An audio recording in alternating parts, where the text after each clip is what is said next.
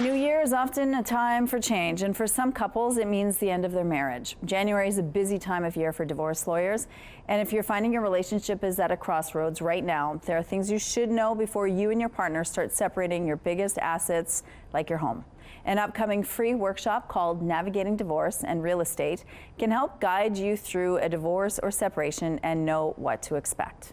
Joining us now are realtor Jason Penner and mortgage broker Chad Wilson. Good morning to both of you. Good morning. Thank you so much for joining us. Now, you've been doing this for 4 years. Yep. You've been doing this for 23 years. Typically, January is when you start seeing this happen. For sure. What do you think is going on typically in these couples? Well, I think, the family holidays are wrapped up and that sort of family obligation has now been put aside, and people maybe are spending a lot of time inside and they're starting to maybe wear on each other's nerves, what have you.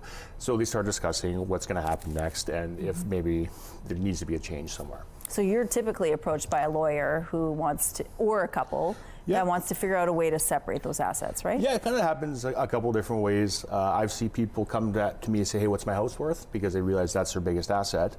The other one is, hey, we're already working with a mediator or a lawyer and we need to understand what our asset is. Okay, and so typically you either work with them together or it's just one and then the other one needs its own? It depends on their situation, and that's something that has to be navigated and has to be very transparent. If everybody's amicable, if we can be in the same room together, absolutely, let's work together. If maybe there is some tension there, maybe not everybody is on the same page, then it's definitely worth everybody getting their own realtor in terms of assessing the property. Okay, so what's the first thing you do if you decide this is it, we don't want to do this anymore, we're going to get a separation or split up? What do you do first? On my end, either people give me a call and they say, hey, we need to know what our house is worth, or they call somebody like Chad where it's, hey, how much do we owe on our house? Okay, so Chad, what would you say in that case? What are the most common mistakes couples make? I mean, planning is so important. As it relates to mortgage financing, it's typically the biggest asset they ever have. Often my clients are calling me as a first point of contact in some cases because they don't know what their mortgage balance is and they don't know what their home is worth. So that's where Jason and I come in. And it's just so important. There's really two ways that they can navigate that separation.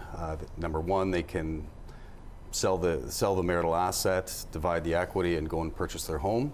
And number two, they can decide that one's going to stay in the home and the other one's going to carry on their own. So it's really important to work with an experienced mortgage professional to understand what those options are and understand how important the planning side of it is to make sure that, friction costs money. And if they don't get on the same page quickly with a separation agreement, things can get expensive. Okay, so what's the most common mistake couples make when they split?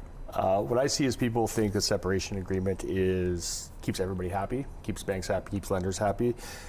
Just because you have a formal letter saying, hey, we're separated, a bank or lender does not really care. They want to know how they're going to get paid. Okay. Right. So just because you have a separation in order or in place doesn't mean you're off title, doesn't mean you're off the mortgage obligation. So what do you do in that case then? Talk to a lender, somebody who is going to help you refinance it and understand kind of your risks and your liabilities. And we're only grazing the surface as we chat this morning. There's so many other factors to consider. That's why you're offering this free workshop. Tell us about it. Yeah, so this came about because I do a fair bit of property appraisals for be it divorce lawyers or mediators, and I noticed the same questions coming up and sort of the same sentiment amongst people. They were lost. They didn't understand their next step. They didn't understand the direction they had to take. So kind of drafted this idea up, ran it by Chad. He was on board, and put it out there into the world.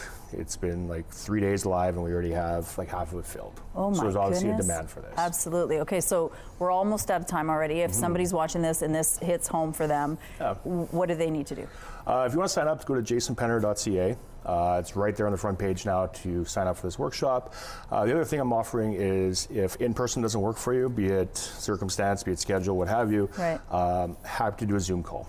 Happy to help you out and just navigate you through this whole process. Okay, well, thanks you guys for sharing this with us. If you want more information, we do have a link on our website. Thanks again. Wonderful, thank you.